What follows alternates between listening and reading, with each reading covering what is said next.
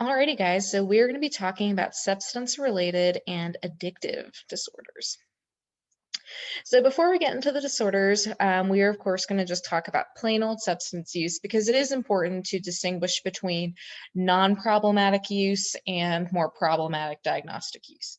So substance use can be defined as low to moderate use of any substance without associated problems. So technically speaking, this could be a legal or an illegal substance. That being said, though, if problems is really kind of the tipping point between use and a diagnosis, then an illegal substance versus a legal substance is, of course, going to carry a higher risk of that person eventually developing a problem, even if they aren't quite addicted, because the illegal drugs are, of course, carrying the risk of arrest, legal penalties, financial penalties, things like that. Another piece that might kind of play a role in the likelihood of a person developing a problem as a consequence of substance use is the culture in which a substance is being used. And some of this has to do with legality because the laws around substance use differ country to country. So, using alcohol as an example, there are different legal driving limits throughout the world. And so, we could have one person engaged in the same behavior, let's say consuming a single drink and then driving with a BAC of 0.05, let's say. And if they were pulled over in Serbia or Japan, they would be arrested. And if they were pulled over in the United States, they wouldn't. So, same behavior, but illegal in one scenario and legal in another. Sex, biological sex specifically here versus socialized gender is also a factor that can play a role in the likelihood of a person developing a problem. Um, Females, so speaking more on kind of the biological side of things versus the social side of things. For a number of reasons, females get drunk faster than males, and there are a couple of different reasons for this. One has to do with body composition, the relative ratio of fat to lean mass because of estrogen and just female build. Females have a higher fat to lean mass ratio, and fat can play a role in the slower metabolism of alcohol. Beyond that, females tend to weigh less than males, and weight can also play a role in metabolism, as can a enzyme in the stomach called alcohol dehydrogenase. And females tend to have less of this particular enzyme than males do. So, for those three reasons, females have a more difficult time metabolizing and breaking down alcohol. On the more social side of things, though, so talking about gender and how we socialize men versus women, men are more socialized to not express their emotions, but to kind of repress them. And substance use is one way that men are taught to repress and kind of stuff down emotion. So, a couple different things kind of going on there. So shifting gears over to diagnosis. So again, this would be the point when we're starting to see problems associated with use. We've got a couple different things we could diagnose a person with. Um, Shifting back a couple years to the DSM-4, we had two different general diagnoses that we could give a person. We could diagnose a person with a substance abuse problem or a substance dependence problem. Substance abuse means that substance use has now become associated with persistent problems, and these problems could be social, relational, occupational, financial, legal in nature, some combination. Substance dependence is when substance use has begun to be associated with increased tolerance and withdrawal, which are two terms that we'll talk about a bit more later on. Fast forward though to the DSM-5 in 2013, and we saw these two diagnoses kind of combined and smushed together. So now we have a single substance use disorder, which is kind of a combination of the symptoms that used to be associated independently with those two diagnoses. In addition to that, we could also diagnose the person with substance intoxication or substance withdrawal. Typically, these two diagnoses are reserved for more medical settings, like an emergency room if a person came in actively in the middle of intoxication or withdrawal, or potentially in like a rehabilitation unit or something like that. But speaking from like a psychological perspective, which is of course the area I operate in more, I'm not working with people who are actively intoxicated or experiencing withdrawal. A person may have a substance use problem and have previously been intoxicated like over the weekend before they came in to see me, but they're not actively intoxicated. And so intoxication and withdrawal are these acute diagnoses that are not used to describe the fact that the problem has occurred, but that this is where this person is right now. Some differences between intoxication and withdrawal and the substance use disorder are that we're focusing more so on physical symptoms versus behaviors. So the symptoms that I'm going to show you on the next slide of the substance use disorder are all behavioral in nature, things that people are doing, versus intoxication and withdrawal are defined on the basis of physical symptoms, things like increased heart rate or nausea or sensory changes or things like that. Yeah, and then as mentioned, intoxication and withdrawal are typically diagnoses limited to medical settings, and they can exist independently or they can be comorbid, meaning that a person can have an established substance use disorder, but then also present to the emergency room and be given the acute immediate label of intoxication. So what is a substance use disorder? So the first thing you'll notice about this slide is that I have substance in quotation marks. The reason that I have that in quotation marks is because there's really no such thing as a substance use disorder. Instead, what a person would be diagnosed with would be an alcohol use disorder or a cannabis use disorder or an opioid use disorder or tobacco use disorder, et cetera, et cetera. So you would replace the word substance with whatever the substance is that's in question. And similarly, you would be diagnosed with like alcohol intoxication or tobacco, not really intoxication, or opioid withdrawal or something like that. So that's just something to keep in mind here as well. So the diagnosis itself is that we're looking for problematic use of whatever the substance in question is associated with two or more of the symptoms depicted in this graphic. And these symptoms are occurring persistently over at least a 12-month period of time. So I like this graphic because there are a ton of symptoms of the substance use disorders, but I like to kind of break them down into categories. So we're just looking for two of these. We're not looking for any particular categories. So any two will do. But again, I like the categories. It's a nice way of kind of keeping the chunks of symptoms separate. So one category is impaired control. So this would include things like taking a substance in larger amounts or for longer periods of time than originally intended, trying to quit but not being successful, spending more and more time with the substance, having cravings. So the person's control around the situation is lessening. There's also the area of social impairment. So this would include things like failing to fulfill major role obligations. So like failing to be a student or a partner or an employee because of the substance. Continue using the substance despite having social or interpersonal problems, or slowly giving up social, occupational, recreational activities because we're using the substance more and more. We've got risky use of substance. That's another category. This would include regular use in hazardous situations like drunk driving, for instance, or continuing to use the substance despite knowing that it's problematic. And then finally, we've got the pharmacological criteria, which is going to be tolerance and withdrawal. So these are going to be our previously substance dependence symptoms, if you want to think about them that way. So what do those two words mean? Each one has a two-pronged definition, which makes it really nice and easy. Tolerance is going to be needing more of a substance to get the same effect that a person used to get with a lesser amount of substance, or a decreased effect without increasing use. So using alcohol, for example, if a person previously experienced like a drunk state of being after 4 drinks, they now need to consume 6 drinks to get that same level of drunk. Or if they continue to consume 4 drinks, they will now have a lesser effect than they used to get. Withdrawal is the experience of physical symptoms due to substance concentration decreasing in the body.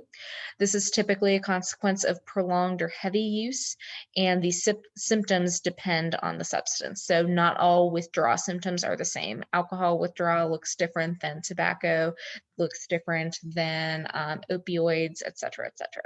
And so, the substance ends up being taken in order to avoid symptoms. So, for example, we have someone with an alcohol use disorder who wakes up in the morning, doesn't drink right away, and now they're beginning to shake. They're developing tremors. And so they have to either endure the tremors or take more of the substance, meaning they have to drink more in order to make the tremors go away. In this class, we're going to be covering 3 different types of substances. So we're going to keep it kind of short and sweet, and we're going to focus on, I call them like the legal drugs, marijuana obviously being the one with an asterisk next to it, given that its legality is not national. But we're going to focus on the more common drugs, which are naturally going to be the legal drugs. So alcohol, tobacco, and cannabis, more commonly referred to as marijuana. So alcohol. Alcohol is a depressant. So a depressant is a class of substances, and for each of these substances, I'll introduce the class that it's in, as well as some of the symptoms that you could expect to see from intoxication and withdrawal. So all depressants, like alcohol, are going to depress or impair the central nervous system, which is where the name comes from. And the way in which alcohol depresses the central nervous system is by increasing the firing of a neurotransmitter called GABA. And GABA is our brain's primary inhibitory neurotransmitter, meaning that when GABA is secreted in the brain, it basically contributes to a general inhibition and kind of powering down of the central nervous system. So that's basically how alcohol functions. So it makes sense then if someone is actively intoxicated, their cognitions are slowed, their motor skills are impaired, they have poor reaction time. They may even have more psychological symptoms of depression, like sadness. We may also see impaired memory, poor judgment, and visual or auditory disturbances. Symptoms of withdrawal include tremors, anxiety, irritability, agitation, cravings, insomnia, vomiting, headaches, sweating, vivid dreams, and an increased heart rate or respiration rate. Severe withdrawal is something that is not unique to alcohol, but it is interesting that alcohol, one of, the world's most common, popular, universal, legal drugs, is also one of only a handful of drugs with potentially fatal withdrawal. So there aren't many types of withdrawal that can kill you, yet alcohol does have withdrawal that can kill you. So what happens with severe withdrawal? So this isn't what happens again with all withdrawal. This is severe withdrawal that might get a person to a more fatal type of place.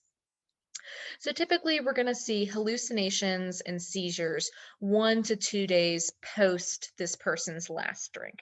And specifically the types of hallucinations we may see are something called formications.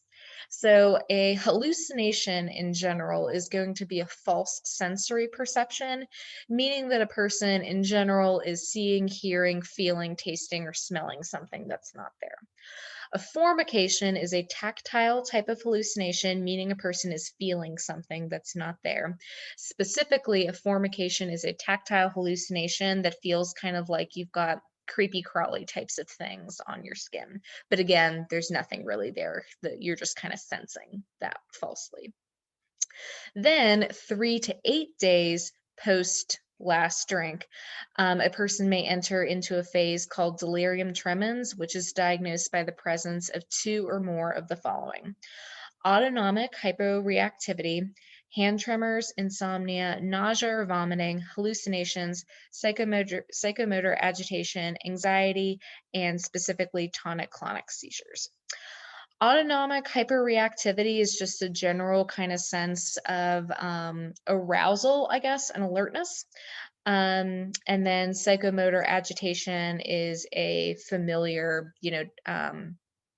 or I guess, have we talked about the symptom yet? No, I guess we haven't talked about psychomotor agitation yet.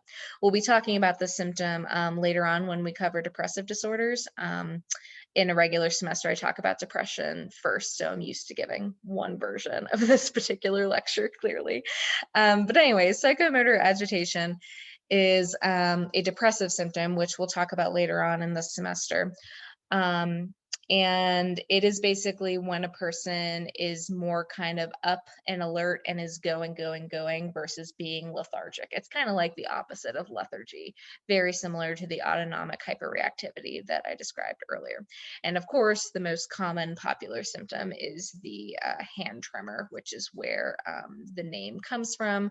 And the delirium piece is kind of referring to more of the cognitive symptoms like the hallucinations and things of that nature.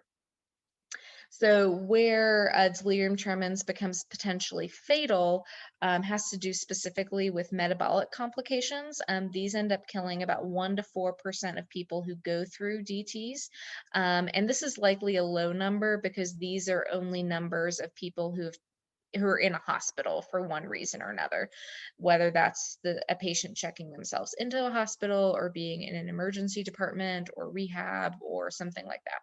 So this number is likely higher if we take into account the fact that not everybody with DTs is in a hospital. Specifically, the complications we may see are hyperthermia or an elevated body temperature, cardiac arrhythmia, which is an irregular heartbeat, and seizures. The few substances that may have fatal withdrawal are alcohol, opiates, and benzodiazepines, all of which generally fall into that depressant category of substance. And so because alcohol, despite being legal, despite being extremely popular, does in fact have a potentially fatal withdrawal, it is recommended that if a person is experiencing those severe symptoms like hallucinations and seizures kind of early on, that person check themselves into the hospital for physician supervised withdrawal, because there are things that physicians can do to ease the withdrawal process and make it less fatal and safer. One of the things specifically that physicians will do in this situation is they will prescribe benzodiazepines, which you might be kind of raising your eyebrow at because I just said that the withdrawal from benzodiazepines can be fatal as well. So, to understand why benzodiazepines, sometimes referred to as benzos for short, are used as a treatment for alcohol withdrawal, we have to first understand the principles of cross tolerance. So, cross tolerance is this kind of fancy type of tolerance. So it's this physiological thing that happens to people when they build up a tolerance to a substance. And it occurs over 3 steps. So what happens first is that the person builds up a tolerance to their initial kind of drug of choice. So in this case, alcohol. Person drinks more and more, and now we've got a tolerance. So this is going to be a consequence of more regular heavy use. Second is that unknowingly, the person builds up a tolerance to similar types of drugs, in this case, benzos, because benzos are also a depressant, just like alcohol. The reason for this is because when drugs are of a similar class, they work in a similar way, meaning that all depressants, whether we're talking about alcohol or a benzodiazepine, they all impact GABA firing, so they all kind of work in the same way. And so even though they're different drugs, they're doing similar things in the brain. And so a person is actually building up a tolerance to all of these drugs that work in the same way at the same time, even though the person has never actually used some of the drugs, like a benzo, for instance. And so, because we know that one of the things about withdrawal is that the way to lessen the symptoms is to take the drug, we know that we can use drugs to lessen the symptoms. But in this particular scenario, we don't want to give the person a drink because we're trying to get them off of alcohol, but because they've built up a tolerance to similar drugs, we can give them one of those similar drugs in order to lessen the withdrawal symptoms. And we're not prescribing a significant amount of the drugs, just enough to lessen the symptoms. So we don't have to worry about similar withdrawal from benzos again, we're just giving enough to kind of lessen the symptoms. And again, this is a physician supervised process, and this would be the main reason to check oneself into a hospital for this particular type of process. Benzodiazepines in general are a prescription medication that are used to treat anxiety, and they treat anxiety by increasing GABA, which kind of makes sense if you think about what anxiety is. Anxiety is kind of this heightened state of arousal and alertness. And so by prescribing this inhibitory neurotransmitter, we're kind of powering this person down. And so examples of benzos include things like Valium or Xanax. And cross tolerance can apply across any class of drugs. So we could have stimulants, things like caffeine or cocaine, or even tobacco is kind of an odd one that kind of acts as a stimulant in some ways. And so if you use one of those types of drugs, you're building your tolerance to the other types, even if you've never used them before, because they all act in a similar way. The health consequences of alcohol are really widespread, but I'll just kind of highlight some of the more common or interesting ones here for those of you kind of in the more health type of field. So alcohol cirrhosis or liver cirrhosis is something that impacts 10 to 15% of chronic users. The hallmark here is that we're dealing with the deterioration and malfunction of the liver, as the liver is our body's organ for detoxing and filtering out alcohol when we've consumed. And the only treatment here, once the liver has been significantly damaged, is a transplant. Wernicke-Korsakoff syndrome is something that impacts about 12% of users. This is an interesting diagnosis and that it's more of an indirect consequence. So what this is it's actually a thiamine deficiency due to malnutrition. So in this situation, someone is drinking so much that they're basically neglecting a balanced diet, and so they actually become thiamine deficient. The symptoms here include confusion, apathy, amnesia, and ataxia. The solution is to correct a person's nutrition immediately. If nutrition is not immediately corrected, then these symptoms, specifically the amnesia and the memory issues, can be permanent. Unfortunately, about 80% of people with WK don't recover. But again, it's not because it's not treatable, it's really from either a lack of understanding of what's going on in the moment and then lack of comprehension as to the severity of the situation, but also resistance in some situations as well. Fetal alcohol syndrome, or FAS, is a diagnosis that we may see in young children as a consequence of their mother consuming alcohol while pregnant. This is because alcohol is a fat-soluble substance that can penetrate the placental barrier and ultimately reach and harm the developing fetus. The most high risk types of behavior are binge drinking, which would be consuming large amounts of alcohol, specifically 4 more drinks if we're talking about a female, and also consuming more alcohol within the first trimester. One of the reasons for that is because the first trimester is when we see exponential brain development.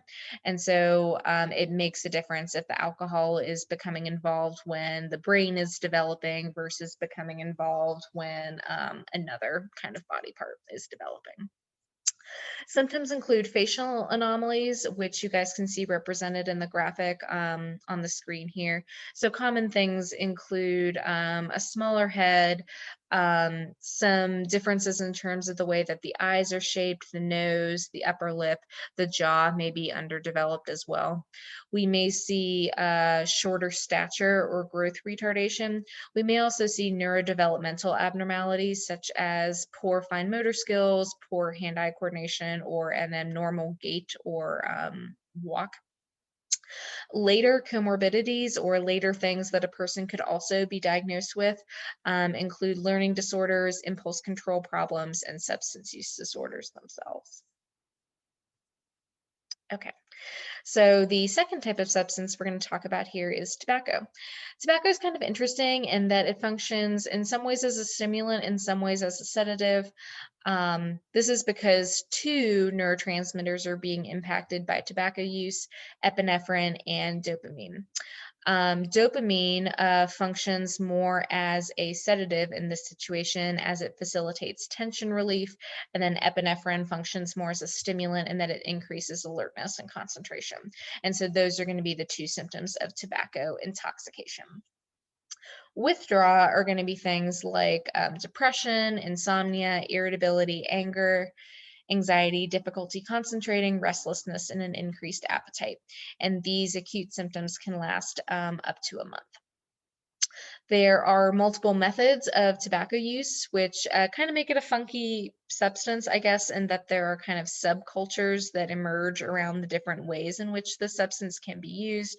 So you've got groups of individuals who vape, you've got cigar connoisseurs, you've got the whole kind of socialization element, and that this is how some people are able to take, breaks at work, or this is something that will pop up for some people in the context of like drinking. So some people will use, a second substance in association with an initial substance.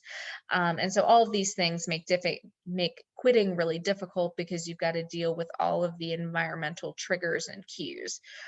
So for instance, if you've got a person who would typically take a smoke break at work, then, now quitting is difficult because work is kind of reminding the person of the fact that they would typically excuse themselves to go smoke. Or meals are another popular one. People typically will smoke after a meal, particularly if they're out at a restaurant or they're drinking. And so you've got to deal with all of these situations where the person would typically smoke and kind of address alternatives. There are a huge variety of health consequences that come with tobacco. Tobacco is probably the big one as far as health consequences go. I won't go through all of these, but the left side of the screen is running through the various cancers that are associated with tobacco use. So it's not all lung cancer, although that is the one that people focus on the most. That's also one of the ones that contributes the most deaths associated with tobacco use. And in fact, in general, tobacco is considered to be the largest preventable cause of death worldwide, contributing about 6 million deaths per year. We also have several chronic diseases that are associated with tobacco use. Things like coronary heart disease and diabetes. And, since I talked about pregnancy complications earlier, it's worth mentioning that tobacco use can be associated with ectopic pregnancies, which would be when a fetus implants instead in the uterus, implants in the fallopian tubes or somewhere other than where it is supposed to be. Last substance of the day is cannabis, more commonly referred to as marijuana. Cannabis is a hallucinogen, meaning that we're not really kind of depressing or stimulating the central nervous system, but instead we are experiencing false sensory perceptions, which you guys now know as hallucinations, as a consequence of use of any substance within this category. Cannabis operates on cannabinoid receptors in the brain, and the active ingredient is THC. Intoxication may be diagnosed by the presence of relaxation, hunger, hallucinations, depression, anxiety, panic, and paranoia. Withdrawal symptoms include restlessness, lost appetite, poor sleep, weight loss, irritability, and anxiety. The evidence around tolerance is unclear. Basically, tolerance looks a little bit different with cannabis than it does with other substances, to such an extent that some people will popularly, claim that you can't get addicted to cannabis. That's not quite true. People can definitely become reliant on it. People can definitely crave it. People can definitely develop undesirable side effects and consequences from regular use. So it's a little bit funky. It's a little bit different than the other substances, but it's a far cry from saying that it's completely not problematic or that a person cannot become dependent on it, because that's just not true. And in fact, really heavy regular use can be associated with memory loss, impaired learning, and an increased risk of mood disorders like depression. There's some health considerations here. So I say health considerations because there aren't really a ton of consequences.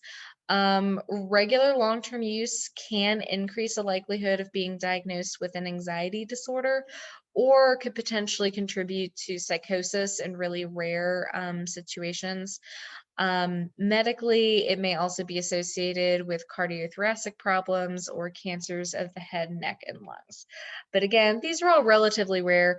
Anxiety, I would say, is more common, but for the most part, those are some things that can happen, but the prevalence is definitely not as high as some of the things I discussed in relation to tobacco and alcohol, which again makes it kind of ironic that this is the least legal of the three when it has the fewest number of health considerations.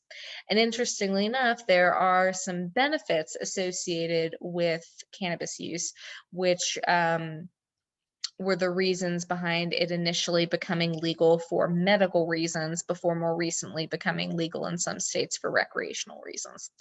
Medically speaking, cannabis can be helpful in terms of providing relief from nausea and appetite loss, which can be helpful if you are treating a cancer patient who is experiencing nausea or appetite loss as a consequence of chemotherapy. AIDS patients can also experience those symptoms as a consequence of the medications that are commonly used to treat AIDS. It can reduce eye pressure, which can be really helpful for glaucoma patients. It also is helpful in terms of reducing muscle spasms, which could be helpful for patients with multiple sclerosis. It's also been associated with decreased pain, which can be helpful for patients with any pain diagnosis, including things like chronic pain or even fibromyalgia. CBD is kind of an adjacent type of product. So CBD is definitely in the cannabis family. The difference is that there is no THC in CBD, which makes it different and unique. And it's also one of the reasons that CBD is nationally legal when full-blown cannabis with the THC included is not. So THC is the active ingredient that is the hallucinogen, versus CBD just kind of includes more of the relaxing kinds of effects that you might get from use of cannabis. So again, CBD is nationally legal, and it's become really popular in terms of people using it to treat insomnia, pain, anxiety, and nausea. Although I will say that much of that support is highly anecdotal in nature and maybe more correlational in nature. There's not really the strong evidence behind it being used to treat some of those symptoms. And in fact, the strongest research support for CBD being helpful for any type of condition, physical or mental, is actually with respect to seizures, which a lot of people don't realize. As cannabis becomes more and more legal, one of the things that we really kind of have to, I guess, grapple with as a country is, where does this drug kind of fit in with our other legal drugs? Is it one that requires more regulation, like alcohol, in terms of like whether or not you can drive under the influence, or is it something that requires fewer regulations like tobacco or even caffeine? So this one video that I have for you guys, you'll probably be entertained by it. It's basically about the effects of marijuana on driving, which is kind of interesting when you're kind of considering some of the legal ramifications of marijuana becoming legalized more and more readily. So who's using these substances? Alcohol is going to be the second most commonly used substance after caffeine. The prevalence of alcohol use disorders is about 30% of adults. Males and Native Americans are more commonly to be diagnosed. Tobacco, smoking prevalence has decreased recently. Currently, about 20% of adults report regularly using tobacco. Vaping has decreased cigarette use among teens from about 15% to 9%, but it's also attracted more people to the drug in that vaping has increased from, initially zero to up to 15%. So we now have more teenagers and young people using tobacco than before, although the more popular method of use now is vaping compared to cigarette use. And that's particularly among teenagers, not necessarily across all adults. As far as marijuana goes, it's the most popular illicit drug. About 8% of people report using it regularly, ages 12 and up. Vaping also is impacting teens, with about 13% of 12th graders reporting vaping regularly as of 2018.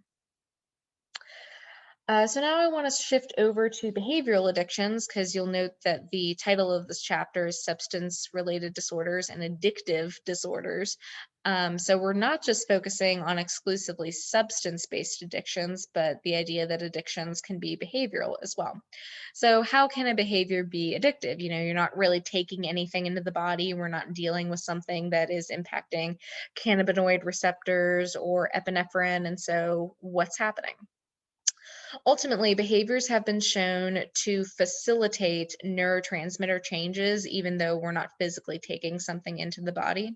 So, various behaviors are associated with dopamine being released. Basically, any behavior that is enjoyable can be associated with dopamine. So, exercise, as you guys know at this point, is associated with dopamine being released, as are a variety of other behaviors like sex, gambling, shopping, things like that. And so behaviors can be addictive in that they are associated with dopamine secretion, and that behaviors, particularly problematic behaviors that are typically the ones that become addicting, there's a reason that like exercise isn't really on this slide, is because you get that kind of short-term positive effect from the dopamine, but there are frequently long-term negative consequences. So there are reasons that you really shouldn't be doing this regularly, but it feels good in the moment, and so the person continues to engage. Very similar to the substance use that we've talked about.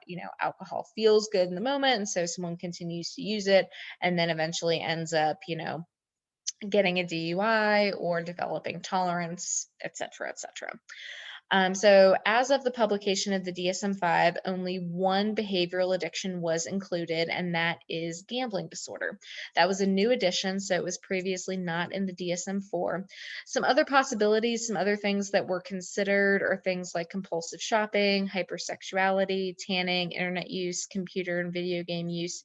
Kleptomania is actually included as an impulse control disorder versus a behavioral addiction. But these are some other behaviors that are commonly referred to as being addicting, like a sex addiction, for instance. So what I would like you guys to think about a little bit between now and the next time that we talk are, what are some symptoms that you might look for? What would one of these behavioral addictions really look like? I talked a little bit more about the dopamine and some of the things that are happening in the brain that facilitate addiction, but what would be some of the hallmark signs of a behavioral addiction? Okay, so now we're going to shift gears into related treatments. We're not really going to completely flush out every single treatment, but that's pretty similar to the pattern I've been taking with these lectures. We're not going to flush out every single thing, like, you're training to do various therapies, but we're going to talk about more kind of general kinds of treatment things or interesting pieces, particularly things that might relate really strongly to some of the careers that you guys are pursuing. So one of the more helpful ways that I find to really conceptualize the substance use disorders, but I mean, you could really kind of generalize this to addictions in general, is the stages of change model. So the stages of change model is a model that helps us understand how different people can be at different places with respect to their willingness to consider quitting a substance or an addictive behavior. Pre-contemplation is what it sounds like. This is a person who hasn't even considered quitting yet. Contemplation is a person who's thought about quitting but has not yet decided.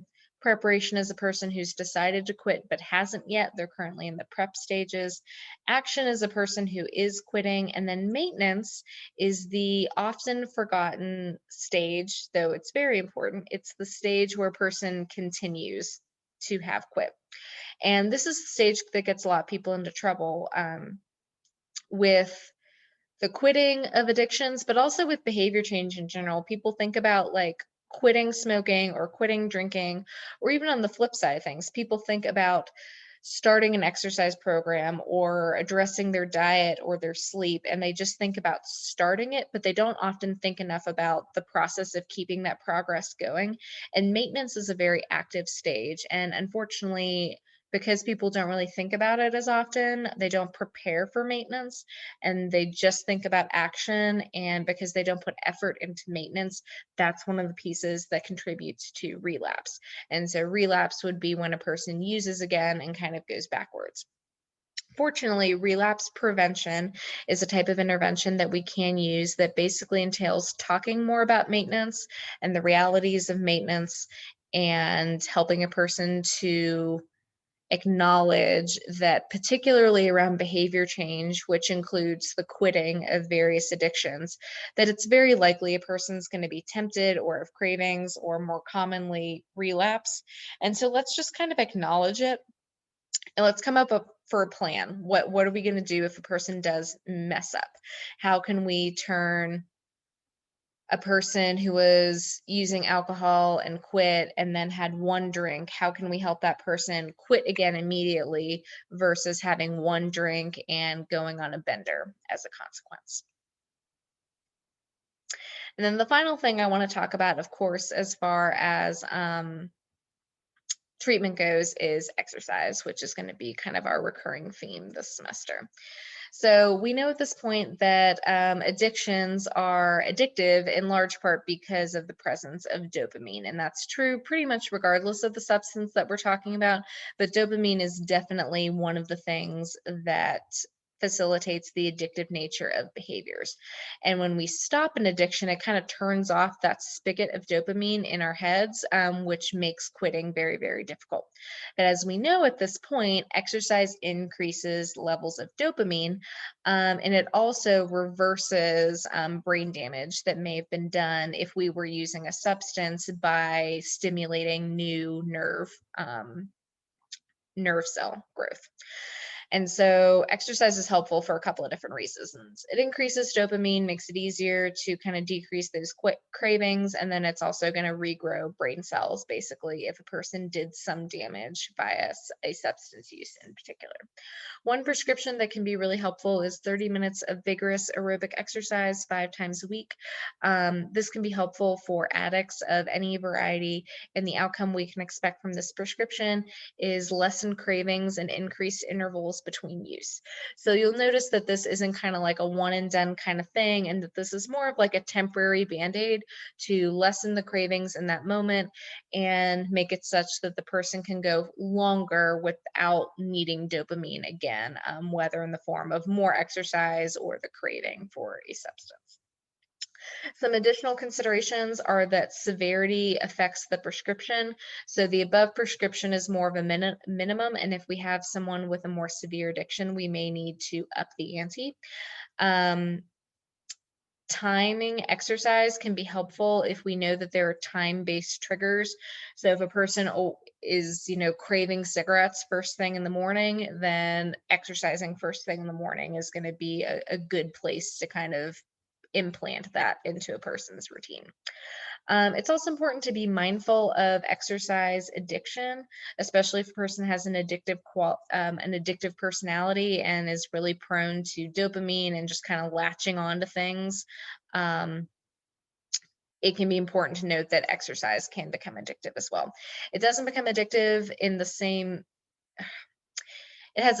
There's a it's less likely that exercise will become problematic than some of these other things.